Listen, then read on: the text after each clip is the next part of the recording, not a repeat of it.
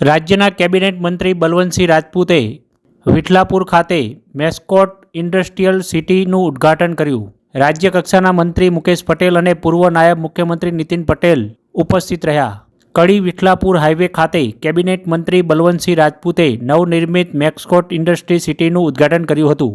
આ પ્રસંગે રાજ્યમંત્રી મુકેશ પટેલ તેમજ પૂર્વ નાયબ મુખ્યમંત્રી નીતિન પટેલ સહિત મહાનુભાવો ઉપસ્થિત રહ્યા હતા. અત્યાધુનિક ટેકનોલોજી રિસર્ચ વિઝન સાથે મેસ્કોટ ઇન્ડસ્ટ્રી પાર્ક વિકસાવવામાં આવ્યો છે. આશરે 655 વીઘામાં ફેલાયેલા આ ઇન્ડસ્ટ્રીયલ સિટીમાં shopping mall, food court, hotel, fuel station નિર્માણ કરવામાં આવ્યું છે. આ ઉપરાંત રહેણાંકની સુવિધા પણ ઊભી કરવામાં આવી છે તેમજ ડોરમેટરી કોમ્પ્લેક્સ પણ બનાવવામાં આવ્યો છે, જેમાં 1250 બેડની ક્ષમતાના 31 ટાવર હશે. આ ઇન્ડસ્ટ્રીયલ સિટી ખાતે ઔદ્યોગિક ક્ષેત્રે રોજગારીની અનેક તકો ઊભી થનાર છે.